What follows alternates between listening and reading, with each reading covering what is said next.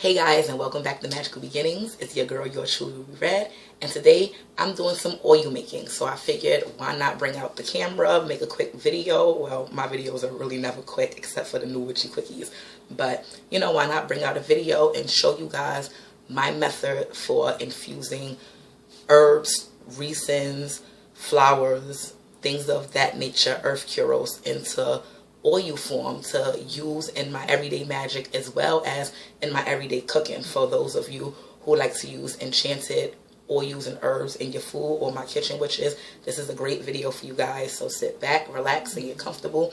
And as always, I'm gonna just jump right on in. So my first step in making oils are to basically choose the base oil.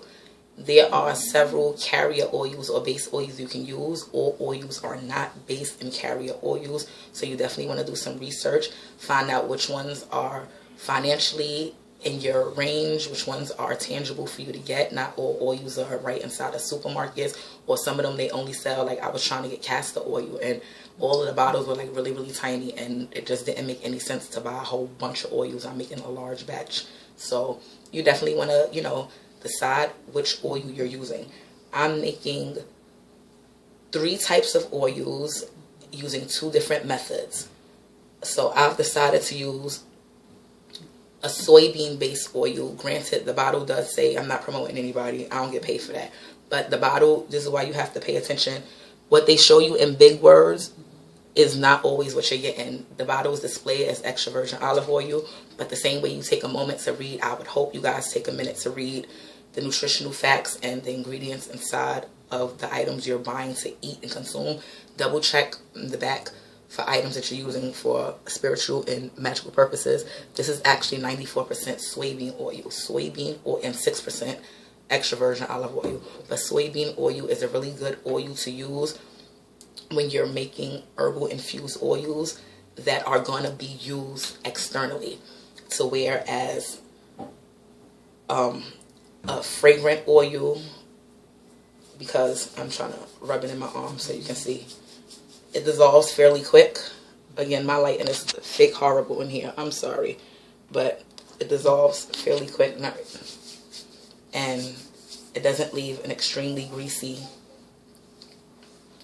residue on your skin. It has a good tolerance for cold, so it doesn't get solid if the room is too cold, or if you leave it out in room temperature. It's not going to get solid on you if the window is open. It's the middle of winter.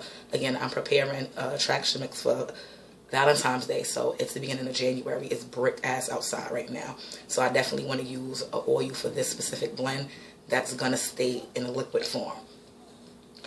I'm also, with the same herbs I'm using for my attraction blend, I'm also going to make a smaller batch using coconut oil. Why am I using coconut oil for this batch? This batch is not going to be used to anoint skin or candles or talisman as the first one is going to be used. This is going to be used to infuse in body butter and lip balms and massage candles. So I need that stiffness that coconut oil provides. Coconut oil does not have a good tolerance for the cold. Once it gets cold over, I believe, anything under, 76 degrees, I believe coconut oil starts to stiffen. So it's a great oil to use for those purposes. So, the same way we always got to keep our intent in mind when we're doing magical work and choosing our items, you definitely want to keep in mind how your item is going to be used, so that way you can better choose the best items to make your magical workings.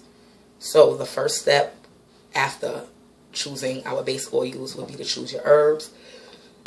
Again, we're going to skip specifics and titles and names of herbs because we don't want to be of any influence.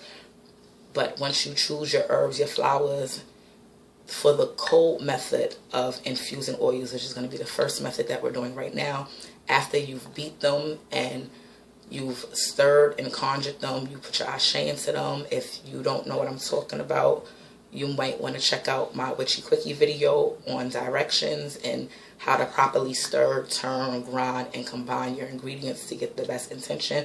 But I've already done all of that. I'll put the link of the video down in the description box below for you guys. But yeah, that's already done here. So now we can add our herbs into jars. For this method, I prefer glass jars because I'm using the sun, as I mentioned. I hope I mentioned it in this take of the video and not one that's getting edited. But the cold method requires or relies on the sun to do the infusion for you. That's why this takes a little bit longer. Again, 11 to 14 days is normal. Anywhere up to 21 is not unheard of.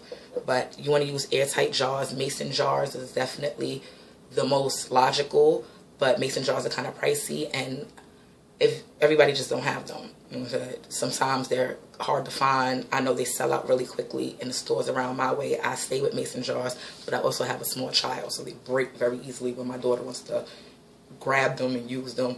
Anyway, these little, I don't know if they're candy jars or little teeny sugar bowls. I got this from Dollar Tree. These work 100% fine. They have the plastic, almost rubber enforced seal, and you can hear it.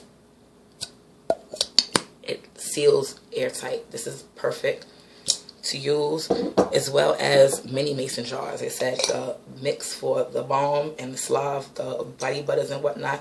I'm going to make a smaller amount of that because I'm not making as much of that. So this is perfect. It'll seal up. Unfortunately, it's not as good a quality, so I'm not going to sit there and say it's going to be airtight, but you definitely want to take a moment and, you know, make sure that you get the lid on as secure as possible to reduce the amount of air, because air getting in will definitely speed up the spoilage process. A lot of people think that oils don't spoil you. They just have a longer longevity. They just have a longer lifespan than most other items, but they definitely still spoil you. So I'm going to add, don't worry, I'm going to mix, I'm going to grab the camera and switch the view so you guys can see. But all I'm doing right now is just adding my herbs that I've grinded for over an hour. Grinding herbs take a lot of time and patience, and they take a lot of love. They absorb a lot of love. It's a lot, when you do anything with patience and with time and consideration, you can't help but put love into it. So I'm gonna stuff my jars with this mix, and I'm going to save some because I'm going to use the rest of the dry mix to anoint candles. So we're going to just save that and put that to the side. Okay, now let's try to switch the view real quick. Okay, so these are the jars with the herbs in it.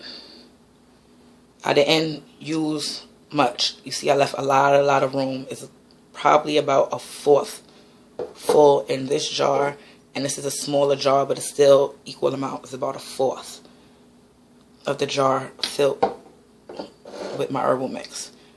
And my big one, again, we're gonna use the soybean olive oil mix. We just wanna just pour it in and cover the herbs. You don't want to consume and fill up the entire bottle. You definitely want to leave room and to add other oils later on, if that's what you're choosing to do. This is going to be an infused herbal mix, but you can definitely add essential oils or dry orange peels and other kind of curos to add more energy or specific properties to your mix. But just to get the infusion from the herbs and flowers that you're making the specific oil out of, you don't need much. You want to fill the jar, like I said, it was about 1/4 with the herb. Let me get to a white background so you guys can see better. So now it's about 3/4 full. So you about 1/4 of herb and about 1/2 cup of oil. Believe it or not, this is 100% done. Well, it's not 100% done. The mixing process is done. Just give me one moment. I need the coconut oil for the blend that's going to be used for cosmetic properties. can't wait to show you guys how it all comes out. But again, alright, let me try to keep the camera focused, but still look at what I'm doing. You want to fill the jar about halfway with the herb. So with halfway with the oil and 1/4 full with the herb. And bear with me, I have to tighten this up. Sorry about that. Then you give a good shake. And again, that's the packaging method. You want to take these and sit them somewhere where they can absorb really good sunlight. Whichever room in your apartment, in your house, that has the best sunlight exposure in the window is definitely where you want to sit this. And then that's it. You're just going to leave these on the windowsill just like this to sit and absorb the sun's energy and power, as well as to allow the heat from the sun, the rays of the sun, to cook the herbs in a sense and infuse them to the oils. Maybe twice a day, whenever it's on your mind, whenever you walk past and look at it, give a nice good shake to keep the oils from, to keep the herbs from lumping, to keep the extracted oils that are going to be pulled out of the herbs, out of the roots, out of the resin, whatever you're using. You want to give a good shake so that way as it's being pulled, it's not just sitting in one spot, it's being evenly distributed, excuse me. Like I said, you want to do that about twice a day. Okay, so now that I've showed you my method for infusing dry herbs and flowers and whatnot into oils, I want to show you my method for infusing fresh herbs and flowers or even vegetables. For, again, my kitchen witches, this is a great opportunity to infuse vegetables or herbs such as oil, cilantro, thyme, mint, and infuse them in oils. That way you can save for later. You can incorporate in your cooking, your culinary practice. You can even use in your spell work, anointing candles, things of that nature. So this infusion process has multiple uses and or applications with the oils that you conjure up. And yeah, let me just stick to it and show you guys the next method. So the next method is the hot method. And for this, I'm actually gotta switch the camera. Okay, so for this method, you'll need a pan. It doesn't have to be a cast iron pan. It doesn't have to be a frying pan. It could be a pot, whatever's available to you that does not conduct a lot of heat. Hence why the cast iron, if you have, will definitely be the best. But regardless of what kind of pan you're using, notice my heat is actually still a little high. We want to have it on a very, very, very low heat. Now, for this method, you want to add the oil. Okay, sorry guys. So for this method, what you want to do is you want to add your oil directly to the heat. This is actually going to be a hair blend. So I'm using coconut oil because I love how my hair responds to coconut oil. My daughter's hair responds very well to coconut oil. It has a lot of very good fatty acids, omega-3s that are very good for your hair. So that's the reason that I chose that oil. Also because, like I stated, while making the attraction blend with the coconut oil, it gets solid. This way I have the option of putting it in a refrigerator and letting it turn more into a grease if I so choose to, especially dealing with my daughter. Oil can be a little messy. So for this method, we're just going to simply add our fresh herbs, or you're using vegetables. You can make rose oil, lavender oil, any kind of flower oil using fresh flowers with this exact same method. We're just going to add the vegetables, the herbs, the fresh ingredients, the wet ingredients, those that may contain moisture. They're not dried out. Anything that's dried, in my opinion, is best to use the sun method. But to infuse oils that might, from herbs that are wet or fresh, this is definitely the best method. So we're just going to let this sit and simmer. It can take about 10 minutes because, again, we want to use the lowest flame possible. I'm not going to let you guys watch this for 10 minutes. So I'll be right back and show you what it looks like. Okay, so it's about 15 minutes in.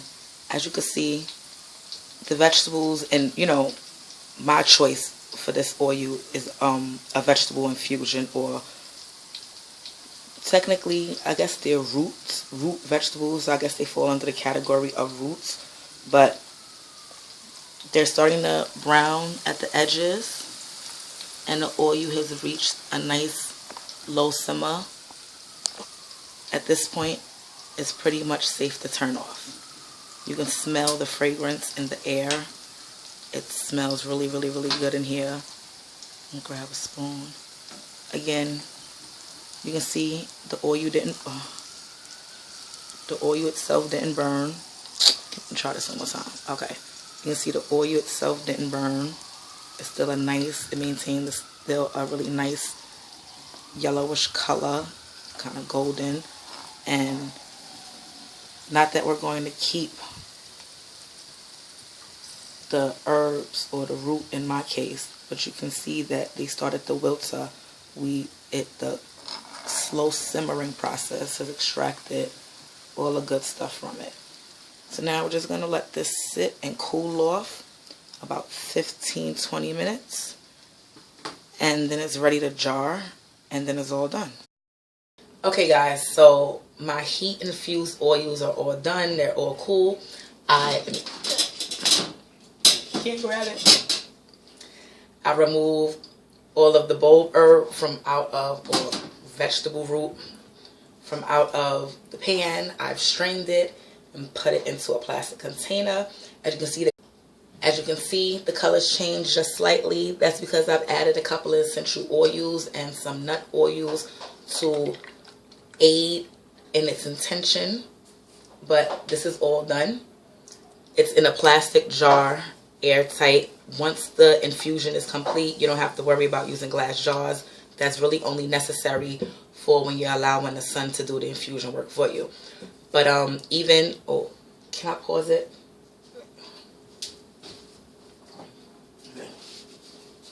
But even, I just had to grab it off the window real quick.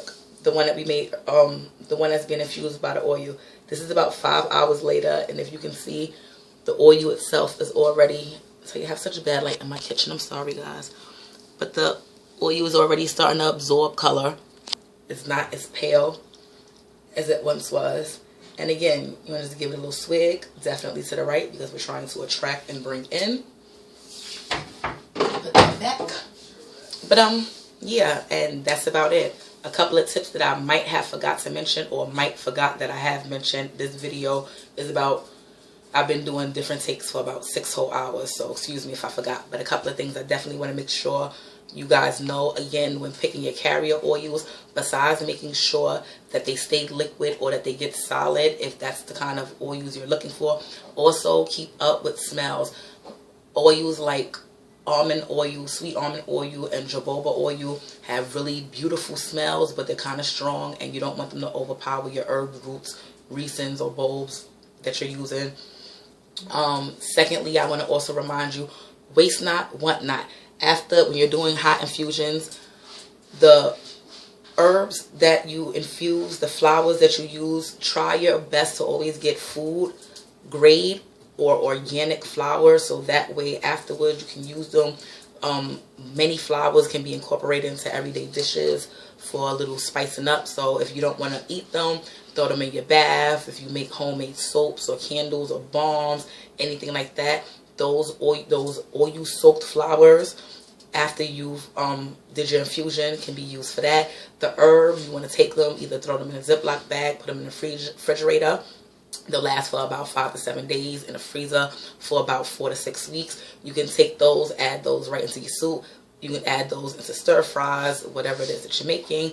I want to remind you guys also to take a moment and recognize and be grateful for your herbs. You want to connect to any curos that you're using on a passionate level, on a spiritual level. So don't forget to take a minute and really Understand why you're using these herbs. Be grateful that these herbs are available to you. Be grateful that their life force is being used and infused into your working.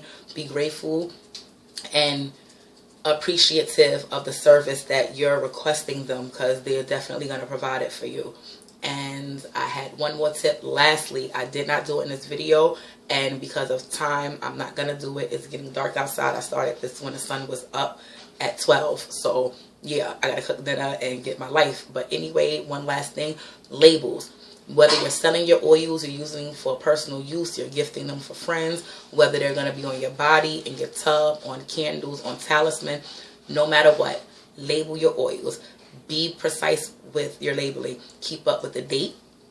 Keep up with the ingredients, especially if you're selling or gifting them. You want everyone to know. You don't have to let them know how much of what you've used, but you definitely want to let people know what's in these oils before they start using them for culinary purposes, or applying them on their skin, or in their bath water, which is going to be on their skin, and they may have a possible allergic reaction. So you definitely want to label, as well as labeling allows you to keep up with the shelf life of the specific herbs and specific oils that you're using, especially in cold infused sun soaking herbs. You definitely want to keep up with what day you started, so that way you know what day you're finished.